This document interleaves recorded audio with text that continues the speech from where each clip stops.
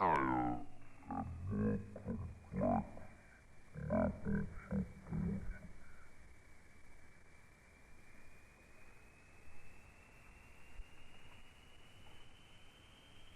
the arms race is driven by political as well as by military factors.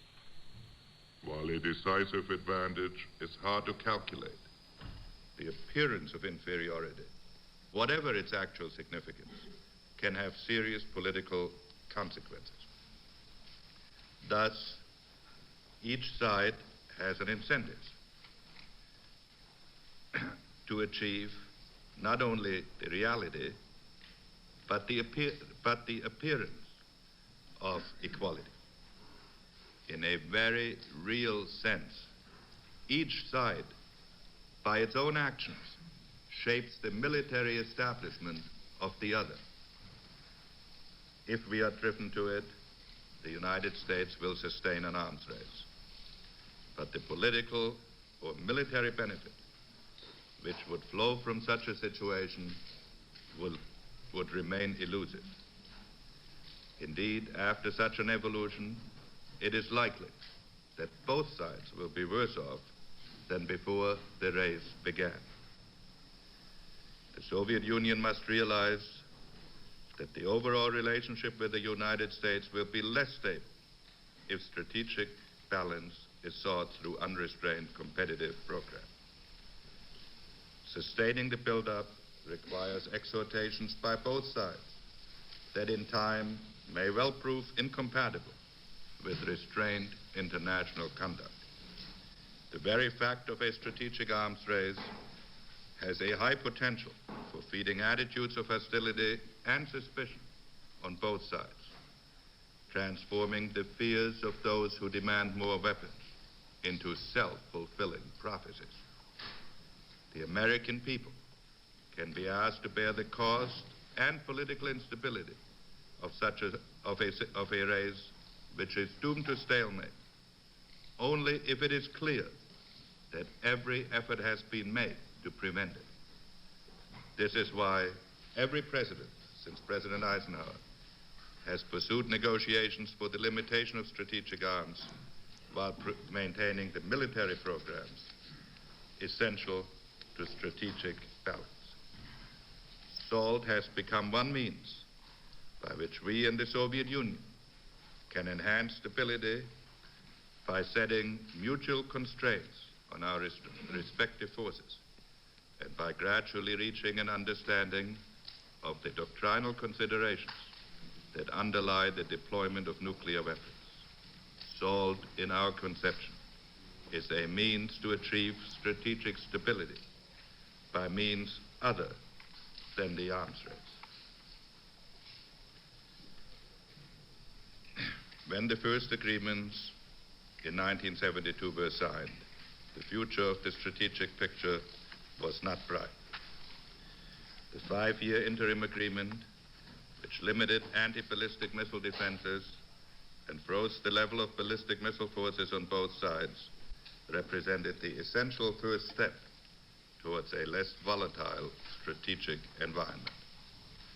By limiting anti-ballistic missiles to very low levels of deployment, the United States and the Soviet Union removed a potential source of instability. Some have alleged that the interim agreement, which expires in October 1977, penalizes the United States by permitting the Soviet Union to deploy more strategic missile launchers than the United States. Such a view is misleading. When the agreement was signed in May 1972, the Soviet Union already possessed more land-based intercontinental missiles. And given the pace of its submarine construction program, it could have built virtually twice as many nuclear ballistic missile submarines. The interim agreement confined an existing Soviet program to existing levels. It put a ceiling on the heaviest Soviet ICBMs, and it set an upper limit on the Soviet submarine-launched ballistic missile program. The United States remained free to deploy multiple warheads, and no restraints were placed on bombers.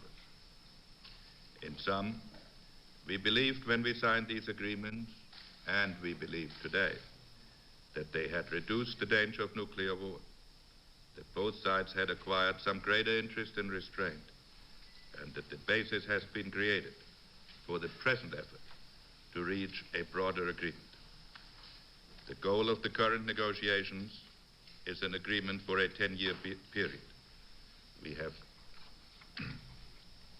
shifted to the 10-year approach because the period is long enough to cover all current and planned forces, but not so long as to invite hedges that would defeat the purpose of arms control agreements. We will seek ceilings on forces, qualitative restraints, a slowdown in the rate of deployments, and ultimately a program of reduction within the 10-year period that is now being negotiated. Détente is admittedly far from a modern equivalent to a stable peace, but SALT agreements should be seen as steps in a process leading to progressively greater stability. Where then has the process of détente taken us so far? Major progress has been made. Berlin's potential as Europe's perennial flashpoint has been substantially reduced. We and our allies are launched on negotiations with the Warsaw Pact and other countries in the European Conference on Security and Cooperation. At the same time, NATO and the Warsaw Pact are negotiating the reduction of their forces in Central Europe. America's principal alliances have proved their durability in a new era. Many feared that détente would undermine them. Instead, détente has helped place our alliance ties on a more enduring basis. The world has been freer of East-West tensions and conflict than in 2 decades. A series of bilateral cooperative relations have turned the U.S.-Soviet relationship in a far more positive direction. We have achieved unprecedented agreements in arms limitations and measures to avoid accidental war.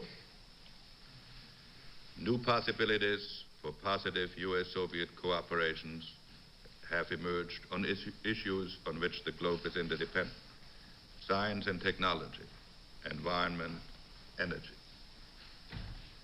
It is too early to judge conclusively whether this change should be ascribed to tactical considerations, but in a sense that is immaterial, for whether the change is temporary and tactical or lasting and basic. Our task is essentially the same: to transform the change into a permanent condition devoted to the purpose of a secure peace and mankind's aspiration for a better life. A tactical change, sufficiently prolonged, becomes a lasting transformation. But the whole process can be jeopardized if it is taken for granted. As the Cold War recedes in memory, détente can come to seem so natural that it appears safe to levy progressively greater demands on it. The temptation to combine détente with increasing pressure on the Soviet Union will grow. Such an attitude would be disastrous. We would not accept it from Moscow. Moscow will not accept it from us. To be sure, the process of détente raises serious questions for many people. We will be guided by these principles.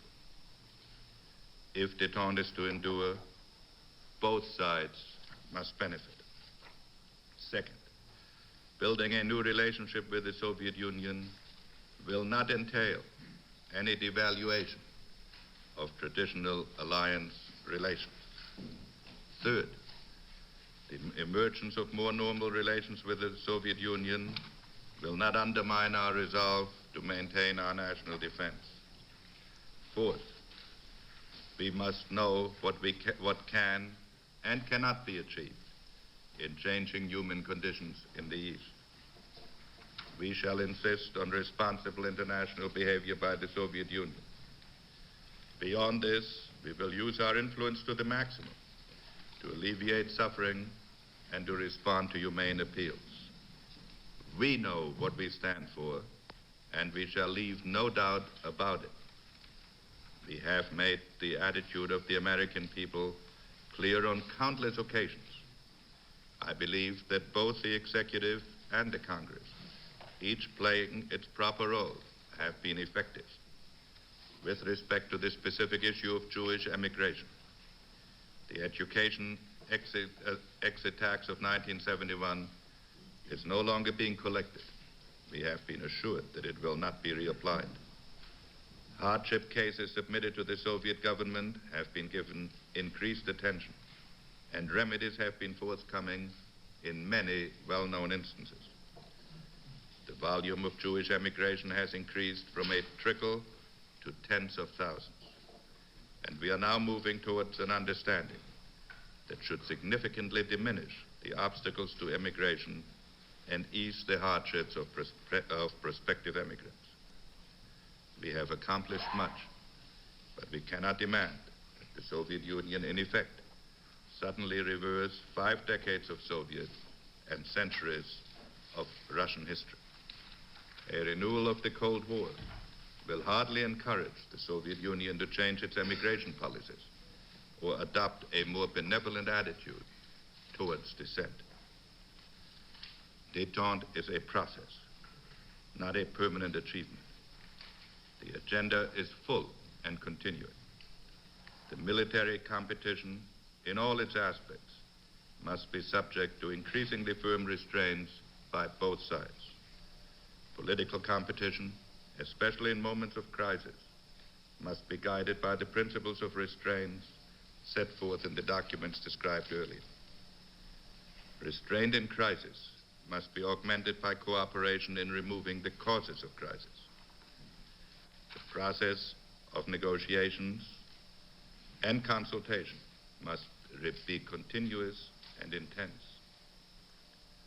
In the coming months, we shall strive to complete the negotiations for comprehensive and equitable limitations on strategic arms, to complete the multilateral negotiations on mutual force reductions in Central Europe, to conclude the Conference of European Security and Cooperation in a manner that promotes both security and human aspirations, to continue the efforts to limit the spread of nuclear weapons without depriving other countries of the peaceful benefits of atomic energy, to complete ratification of the recently negotiated treaty banning underground nuclear testing above a certain threshold, to begin negotiations on the recently agreed effort to overcome the possible dangers of environmental modification techniques for military purposes, to resolve the long-standing attempts to cope with the dangers of chemical weapons. But we must never forget that the process of détente depends ultimately on habits and modes of conduct that extend beyond the letters of agreement to the spirit of relations. In cataloging the desirable, we must take care not to jeopardize what is attainable. If we justify each agreement with Moscow only when we can show unilateral gain, if we strive for an elusive strategic superiority, if we systematically block all benefits to the Soviet Union, if we try to transform the Soviet system by pressure, if, in short, we look for final results before we agree to any results, then we would be reviving the doctrines of liberation and massive retaliation of the 1950s. And we would do so at a time when Soviet physical power and influence on the world are greater than a quarter century ago, when these policies were devised and failed. But Soviet actions could destroy détente as well. If the Soviet Union uses détente to strengthen its military capacity in all fields, if in crisis it acts to sharpen tension, if it does not contribute to progress towards stability, if it seeks to undermine our alliances, if it is deaf to the urgent needs of the least developed and the emerging issues of interdependence, then it in turn attempts a return to the tensions and conflicts we have made such efforts to overcome. We have insisted that we cannot have the atmosphere of détente without the substance. It is equally clear that the substance of détente will disappear in an atmosphere of suspicion and hostility.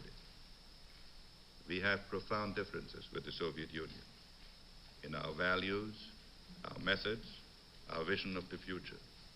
But it is these very differences which compel any responsible administration to make a major effort to create a more constructive relationship. We face an opportunity that was not possible 25 years ago or even a decade ago. If that opportunity is lost, its moment will not quickly come again. Indeed, it may not come at all. As President Kennedy pointed out in 1963, in the final analysis, our most basic common link is that we all inhabit this small planet. We all breathe the same air. We all cherish our children's future, and we are all mortal. Thank you. Thank you, Mr. Secretary.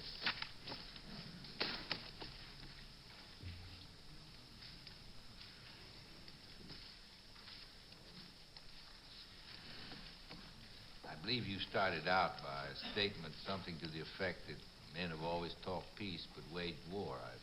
Is that correct? We've been talking disarmament, but we continue to arm, do we not? We're building arms as rapidly today as we ever did, aren't we? Well, Mr. Chairman, arms are being built at a considerable rate. I don't want to compare it to other periods, but they are being built. Just by background, we go back to the alleged missile gap of 1960, in which we were told that we had a missile gap and we were way behind the Russians. As a matter of fact, it turned out we had about, well, I forget, 8, 10, or 20 times as many as they did after we had examined the situation. But it created an attitude of mind, I think, has been extremely difficult to overcome, no matter what you say or others say or I say. And there is a feeling that the Russians are always about to get ahead of us. As a matter of fact, at no time during this interim period or at present have the Russians ever had a superiority, if you can use that word, in numbers or of weapons, of warheads, have they? No, Mr. Chairman. If it is, of course, as I pointed out in my statement, very difficult to assess what superiority is when you're dealing with weapons for which there's no operational experience and which are so difficult to relate to political objectives. I think there is, however, common agreement that at no time in the post-war period has the Soviet Union had any military superiority over the United States in the strategic field in any significant category. This condition obtains today as well.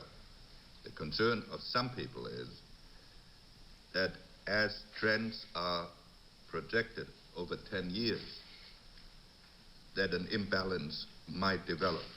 But it would be incorrect to say that such an imbalance exists today in the Soviet favor or is in prospect in the immediate future.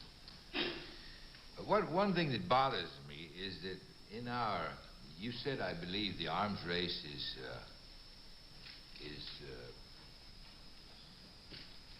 I forget the word, pushed, or it is by technology. It is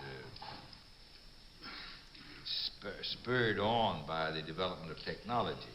And I have that feeling that this is what's happened in this country. Because we are more technologically advanced, we're always coming up with these new weapons, such as the Trident and the B-1 and the B-14, or the F-14. Certainly the B-1 is the Russians have nothing comparable even on thinking about it, nothing in being. There's nothing to indicate they are going to build a Trident unless we do. And this is what bothers me about it, the attitude that so many of our people take, that we are always being imposed upon by the Russians, and that they are they are leading the parade, so to speak, and that we're trying to catch up. I don't think that's true. From your own testimony in past times and today, that we have always been at least equal, if not superior. We have more numbers. We have far more numbers now. We have forward bases, so on. So at least to this question, I'm unable to understand, in view of, I know, your own devotion to the détente concept, why we cannot make greater progress and did not make greater progress in the recent agreement.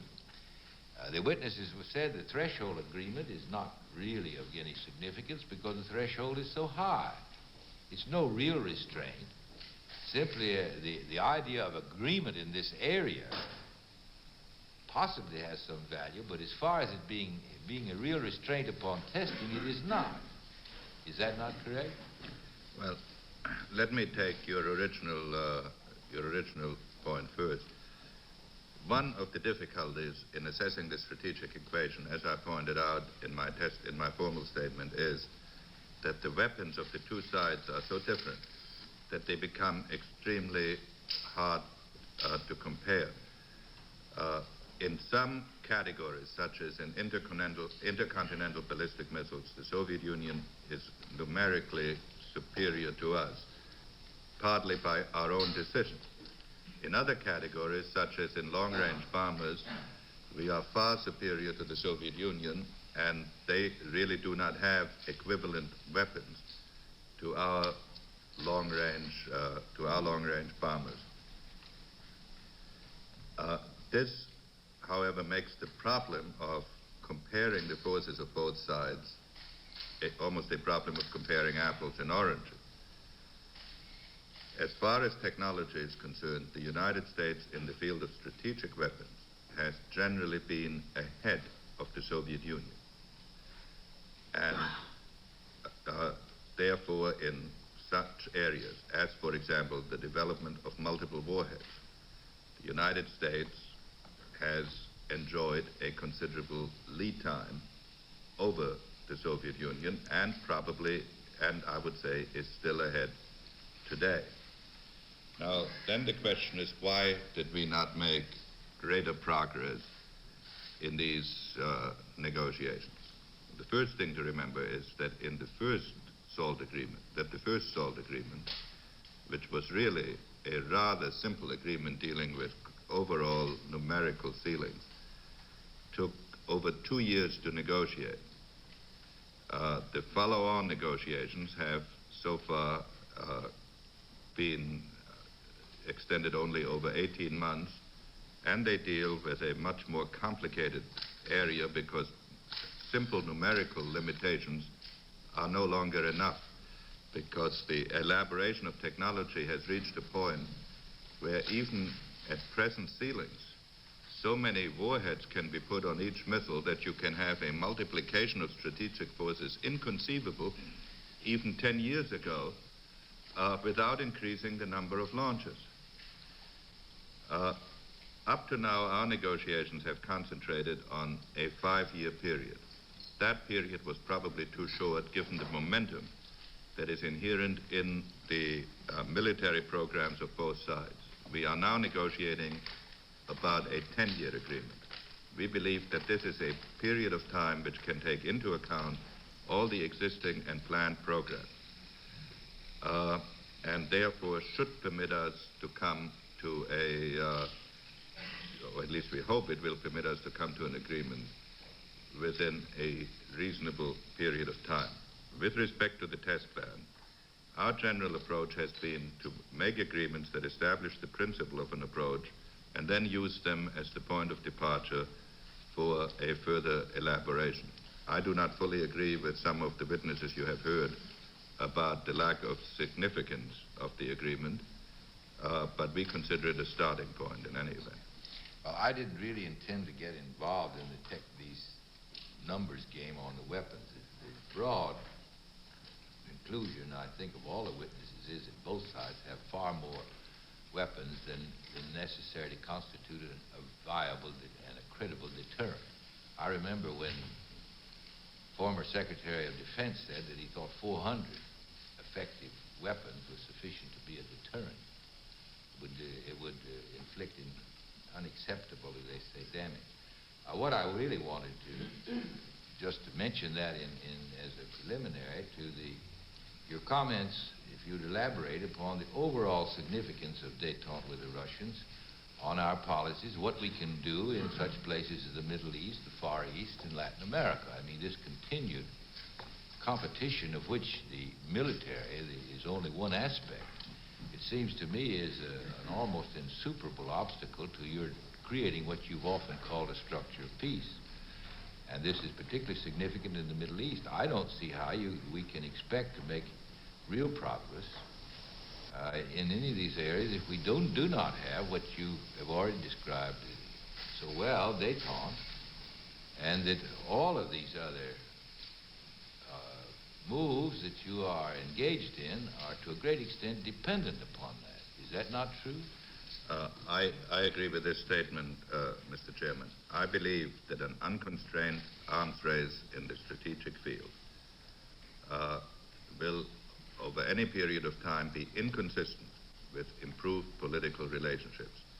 Because the significance of an unconstrained arms race must be that both sides perceive the other to gain a decisive advantage in a category of weapons which threaten their very survival. Under those conditions, to speak of increased economic contact or to believe that political consultation can ameliorate tensions is over a period of time unrealistic. And therefore we consider the limitation of strategic arms and the turning down of the arms race, of the strategic arms race, an absolute prerequisite to progress also in the political field. We have made this clear on innumerable occasions recently to the Soviet Union, and we are prepared to gear our own policy to this. And I might add, Mr. Chairman, that what I have said here represents not the point of view of a department, it represents the point of view of the administration. Well, there's considerable feeling that our Joint Chiefs of Staff have never been enthusiastic about détente, and that when you say the administration, I personally feel that they have not been very forthcoming in their support of your policy of détente.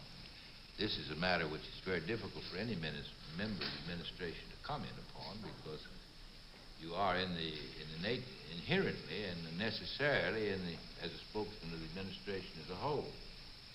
And I suppose it is impossible to elicit that from any member of the administration. Well, I think that the Joint Chiefs of Staff will support the decision of the President in the field of strategic arms. They influence those decisions very materially, I think, in the first instance. They have in the past. The point of view of every agency must be heard in making a decision. But I'm confident that we can come up with up one last aspect of this. We're presently, of course, as we all know, preoccupied with the domestic economy and our problem of inflation, which was triggered and is to a great extent still supported largely by the price of oil. Now, the settlement in the Middle East, which you've given so much time to and have done a great deal to forward, is to a great extent dependent upon détente. You cannot expect to have a real settlement in the Middle East without the cooperation or certainly acquiescence of the Russians. Is that not correct? It is correct that progress in the Middle East will be very difficult, if not impossible, except in the context of at least Soviet acquiescence. And wouldn't you agree that progress in the Middle East is, I would say, indispensable to real progress in the control of inflation? I think progress in the Middle East is important to deal with the dangers of an economic crisis in all of the industrialized countries. And that crisis is very evident from the performance of our economy and Britain's and Europe's, all of Europe's. Italy's is one. There's a very great feeling that we're threatened with a real chaotic situation developing in the international monetary system. Is that not correct? That is a question. That is an issue of considerable concern. Yes. Well, isn't it more than considerable? I think there's a feeling I detect, a lack of concern about the seriousness of our economic situation. Well, I would say that the impact of the high oil prices on the economies of all the industrialized nations, as President Ford pointed out yesterday at the United Nations General Assembly, is one of the big problems of the international community. And the relationship between the obligations of the raw material producers and consumers, and between the food producers and consumers, is one of the issues that the international community must deal with if it is going to avoid both a human and economic catastrophe. Catastrophe. Well, I wanted you to emphasize that. In reading in the morning paper, it's inconceivable. It's just hard for me to believe that a serious obstacle to progress with détente can arise out of a matter that was discussed in the morning paper about how many immigrants can be allowed out of Russia. To sacrifice the economy of this country over such an issue seems to me to be the height of irresponsibility. Well, we are in the process now of attempting to work out a solution to this issue, and I hope that this may turn into a moot question. Well, if it isn't worked out, it will be a great stimulus to the catastrophe which you've already described. No, it is. If we cannot work it out, I think it will represent a significant setback. Senator Sparkman? Well, right along that line, Mr. Secretary, I read with interest the comments in your statement regarding this very problem. And I gather from what you say that you think considerable progress has been made. Would we be safe in saying satisfactory progress is being made? Well, I think we will know within a week. I believe that considerable progress has been made. It is safe to say that so far the progress has been satisfactory. And I'm very optimistic that with goodwill on both sides, which I believe exists on both sides, we can work something out.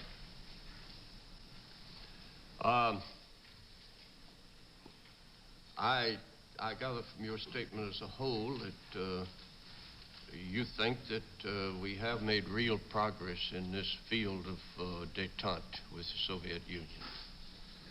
I believe that we have made real progress. I think we must recognize that two countries with such different philosophies and with such different interests in the world are not going to move from confrontation to cooperation without that progress being uneven. The reason why détente is so important is precisely because of these differences which still exist. But recognizing the difficulties, I believe that considerable progress has been made and that further progress can and will be made. What is your feeling with reference to the SALT talks? Those that have been held, those that are anticipated. Do you feel encouraged? Well, we are just now starting a new series of talks in Geneva. As President Ford pointed out, we expect these to deal with general principles of a 10-year agreement, and that the more detailed discussions will take place when I visit the Soviet Union late in October. I believe that the conditions exist to make considerable progress. I hope and expect that the Soviet Union will recognize that the conditions that I've described here apply equally to both sides. And if they do, then I believe progress can be made. And my personal assessment is that progress will be made. From time to time and from place to place, it will happen that the United States and the Soviet Union will be operating in pretty much the same field. That certainly has been true in the Mideast, for instance. Do you have any great difficulty in treating with them in such circumstances? Well, our interests are not identical in the Middle East, and we have historically supported different sides in the Middle East, though in the last year, the United States' relationship with the Arab states has enormously improved. The Middle East is one area where our relationship is ambiguous, partly competitive, partly cooperative. It is my judgment that in the negotiations in which I have been involved, that while the Soviet Union gave no active support, it did not block them as it might have through a more aggressive policy, and we, throughout these negotiations, kept in touch with them, and we did not find it difficult to stay in touch. I have read the newspaper reports about the buildup of arms in the Mideast. If those reports are true as to the extent, it seems to me that it is somewhat of an alarming situation. What would be your feeling on that? Well, both we and the Soviet Union have friends in the Middle East whom we have tended to support militarily. It is true that the Soviet Union has sent substantial military shipments to Syria, mostly of a character to improve the weapons systems that Syria has, not necessarily increasing the numbers very much, but improving the quality so that the strategic effect is not negligible. This has to be seen in the context of the overall situation and of the negotiations that are going on. We believe, of course, that restraint in military shipments should go side by side with progress towards peace in the Middle East. Mr. Secretary, I think this is a powerful statement that you gave us this morning. Thank you. I think it is a very fine presentation, and I want you to know I appreciate it. That's all, Mr. Chairman. Ms. Case?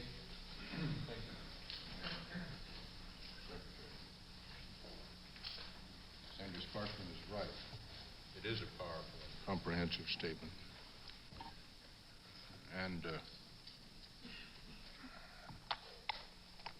any questions that any of us, and certainly I am included, raise with you is not in any way in derogation of that judgment.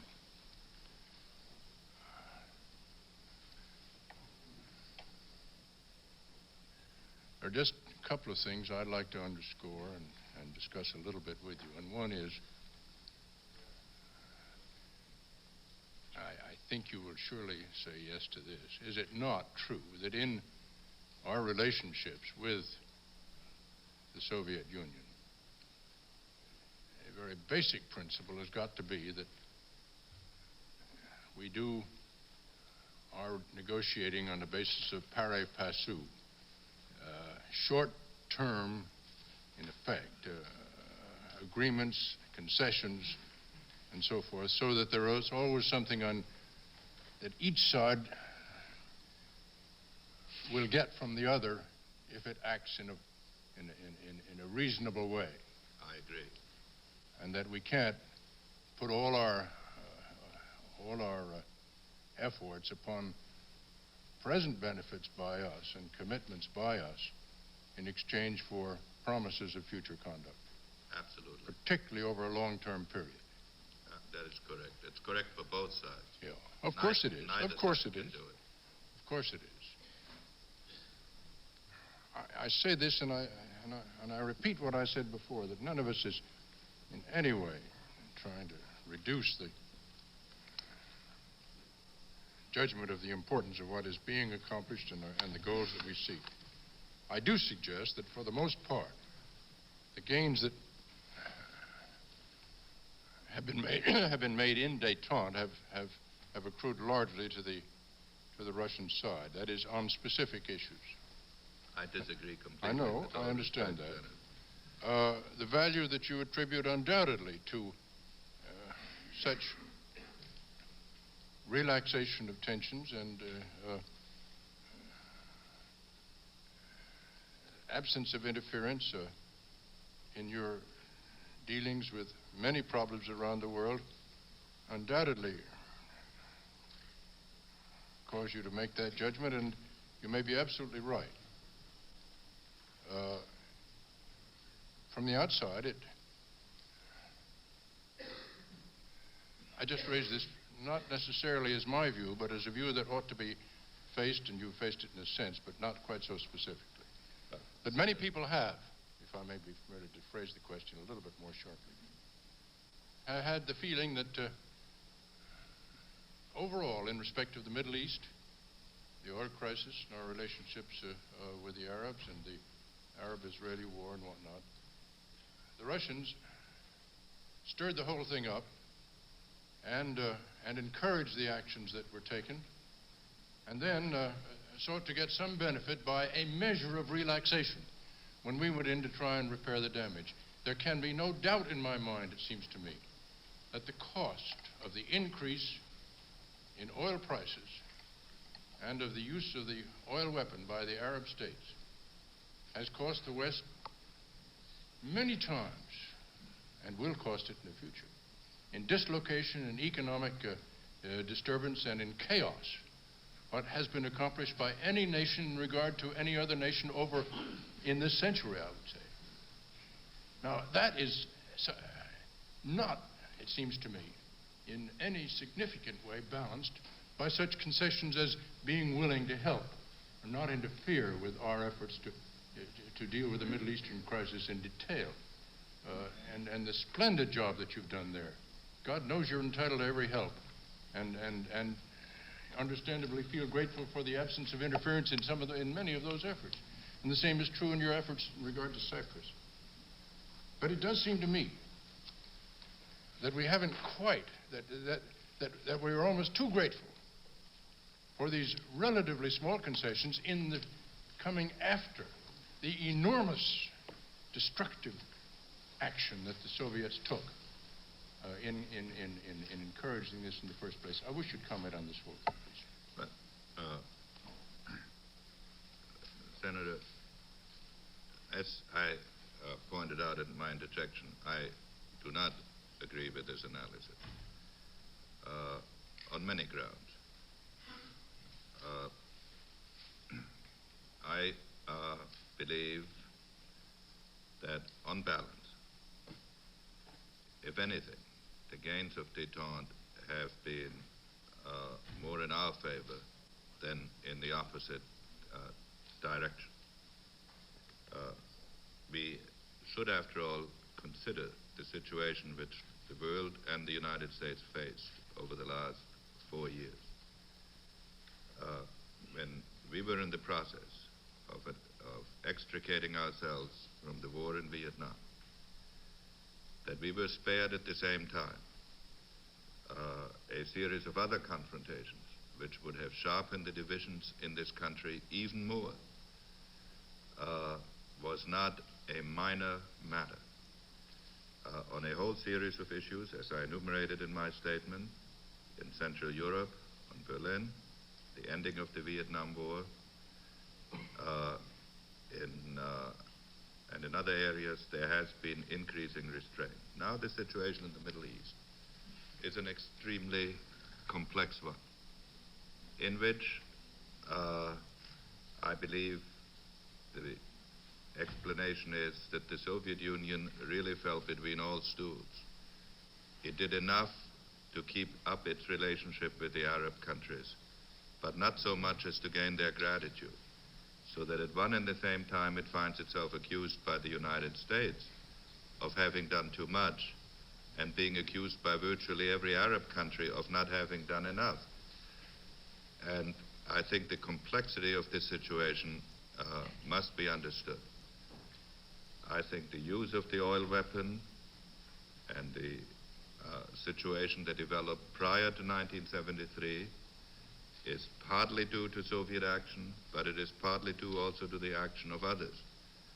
And I think it gives the Soviet Union too much credit to believe that they can unleash a Middle East crisis by themselves. Nor are we excessively grateful for what they may have done since.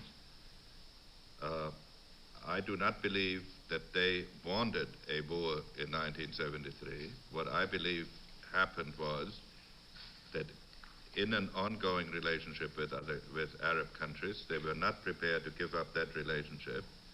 And so everybody last year slid into a situation that was unforeseen and that was not sufficiently controlled. I think that is a correct criticism, and there should be a warning in it for everybody of what happens to great powers if their allies run too loose. But on balance, I would not agree that the Soviet Union has gained excessively or unequitably from détente. I do agree that the relationship of oil prices to the world economy is one of the serious issues, and I do not believe that we should link the Soviet Union so integrally to it that we can't deal with it as a separate issue.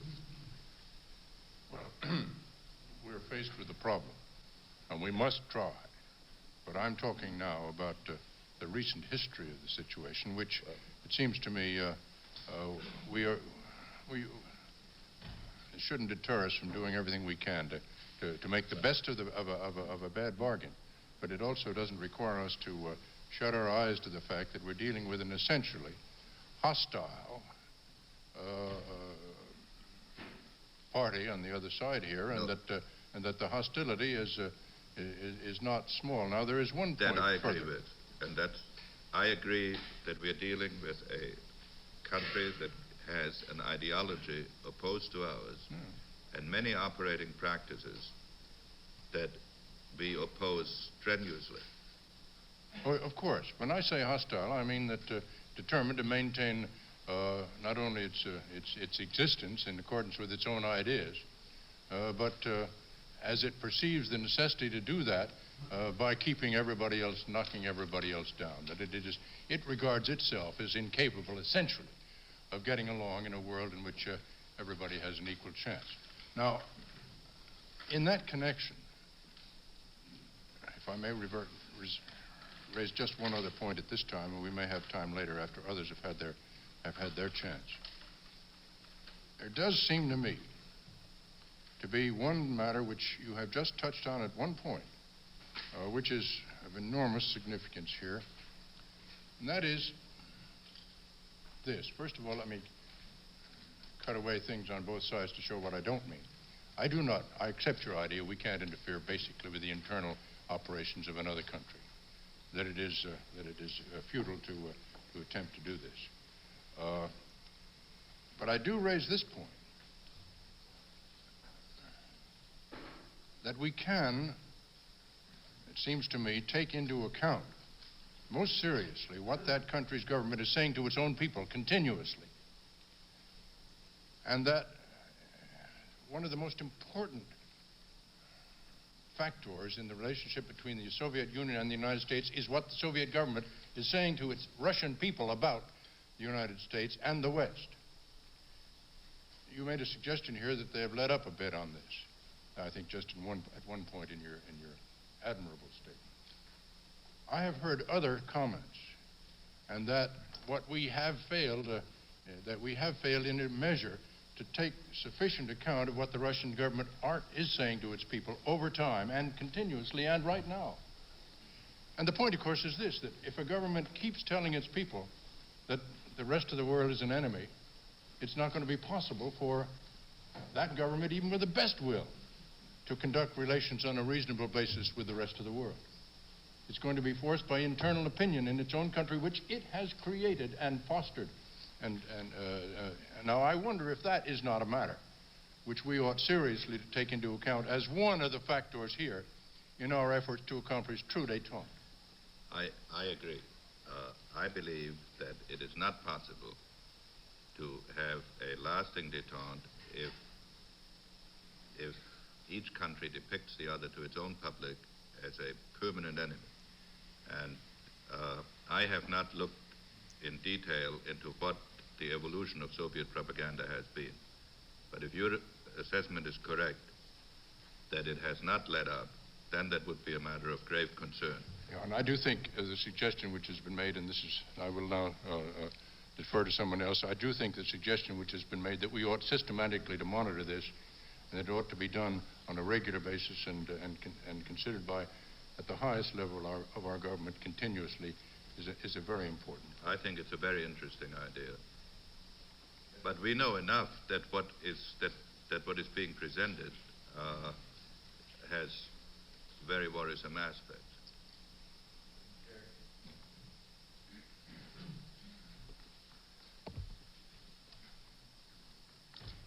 Mr. Secretary, Senator Frank Church. a policy of détente with the Soviet Union rests to a considerable degree upon highly pragmatic considerations. You yourself have emphasized those in your very learned statement this morning. And I would certainly agree that the fact that the Soviet Union possesses a tremendous nuclear arsenal, and the fact, as we all know, that a nuclear war between our two countries would result in an utter catastrophe for both, looms large in the need to recognize the importance and necessity for this détente policy. However, to the extent that a nation's foreign policy becomes utterly pragmatic, it in that degree becomes utterly unprincipled. You have referred to traditional American principles in your statement. You said at one point, we have profound differences with the Soviet Union in our values, our methods, and our vision of the future. You said at another, we know what we stand for. You said still at another point, where the age-old antagonism between freedom and tyranny is concerned, we are not neutral. Well, I agree full-heartedly with these principles as you've enunciated them, but I am puzzled as to whether or not these principles don't have a hollow ring when we begin to apply them to other aspects of American foreign policy. Now, it's true that Chile, a small country in our hemisphere, has no nuclear weapons and no great arsenal with which to threaten the American people. But how can we justify even in the name of the spirit of détente to which you earlier referred, let alone in the name of the traditional principles for which this country has historically stood, a policy of unfettered intervention in Chile, designed, if reports are to be believed, for the purpose of destabilizing and subverting a government which had been chosen in accordance with the electoral and constitutional processes of Chile. I deplored the Allende regime, but I recognize that Allende had been chosen by a plurality of the Chilean people in free elections, I had thought it was a Chilean affair. He had subsequently been selected by a majority of the Congress and installed as the legitimate president. And yet we are now told, despite these words about the principles that distinguish us as a nation, that we not only interfered for the purpose of bringing down that government in an elaborate covert action policy by the CIA, but that we were justified in doing it, if I understood the president correctly, because the Russians do it. And indeed, because the Russians spend more money doing it than we do. How can such a policy be squared with our traditional expression of the right of self-determination of other peoples?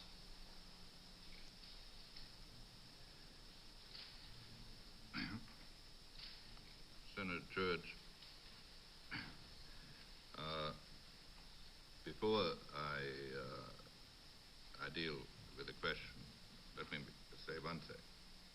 I have not myself read the testimony that Director Kobe gave. I have been assured by him, as well as by those who have read the testimony, that he never used the word destabilizing.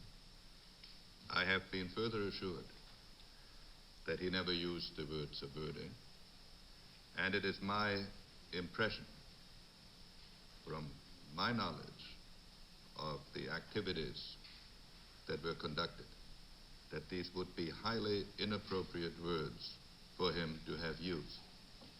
Mr. Secretary, I did not say that he used those words. Those words I use, and I draw the conclusion from the substance of his testimony. Well, now, I have not read the actual text of his testimony, which I understand is being held on a classified basis in the appropriate committees. Now, let me make a few general observations first, and then let me deal with a specific issue which you have raised. First, the United States has been conducting various kinds of covert operations in the post-war period. And it may be, and perhaps should be, a matter of philosophical debate which of these are appropriate to conduct and to continue. The difficulty is that by the definition of covert operation, they are very, it is not easy to discuss them publicly. And this creates certain anomalies. Secondly, all of the matters to which you refer have been developed by well-established procedures in the government that have been consistently tightened, approved by the President, and briefed to the appropriate committees. This doesn't make them right. I'm just trying to explain. It makes it all the more appalling to me, Mr. Secretary. Well, I don't want to make a judgment on it now. I would simply want to indicate what we are talking about. The President had a meeting this morning with the leadership of the Congress in order to put before them what is involved and to point out that as far as the executive branch is concerned, we are prepared to work out those procedures that establish appropriate accountability if it is felt by the Congress that the existing procedures that have been existed in the entire post-war period, and I repeat, have been progressively tightened by each succeeding administration, are not adequate. Mr. Secretary, in all deference to you,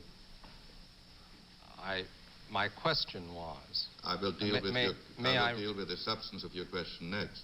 Very well. But I thought it is important to understand what we are talking about here, that we are talking about something that was carried out by procedures in which the entire all the branches of government participated according to practices that had been established in the entire post-war period, so that these were regular operations. I understand, Senator, that this does not go to the heart of your particular criticism, but we are therefore dealing with two separate problems. One, should the United States, whatever the procedures, do some of the things to which you object? And secondly, were these activities, once they were being conducted, properly conducted? This is not, I understand, this is not your basic point. Now let me deal with a specific question that you raised.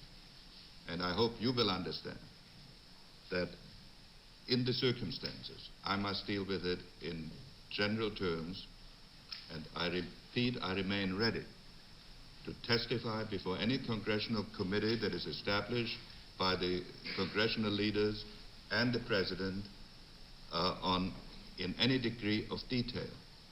And so will any other member of the executive branch who has information on the subject.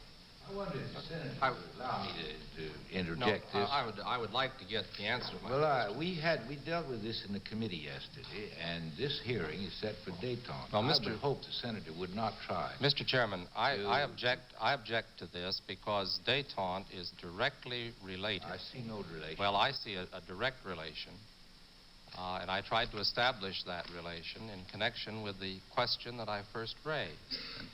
Now, we know from what the President has said that there was a covert plan of operation in Chile that he has said was meant for the purpose of giving support to the dissenters, to the opposition parties, to certain newspapers against the government that was then in power. Now, I want to know how that kind of intervention can be reconciled with any law. We've had all kinds of reference to moral principles here that distinguish this country and what it stands for and the nature of the struggle between this country and the Soviet Union. Has nothing to do with the détente. Well, nevertheless, Mr. Chairman, subject to this hearing. Nevertheless, Mr. Chairman, the practice of this committee has been to give members of this committee an opportunity to ask questions of this character. And I would like the Secretary to tell me how we could reconcile this kind of an intervention with the moral law that we're supposed to respect, with treaty law, with international law, or with any law other than the law of the jungle. Well, Senator, now, the period you're talking about is the period between 1970 and 1973. So the beginning of the period to which you refer was in a period of still considerable hostility and acute Cold War. So in 1970, the perception of the administration was not how to reconcile certain actions with détente, because détente was something that we were still trying to establish. May I please finish my answer? And then I'm trying to explain in reference to your question. Secondly, when the leadership and the President work out a fuller discussion of these issues, I think fairness would have to require that they be discussed not just in terms of any one but of a history that may have preceded it, and that antedated by a considerable number of years, 1970. But let me now deal with a specific issue that was posed by Allende.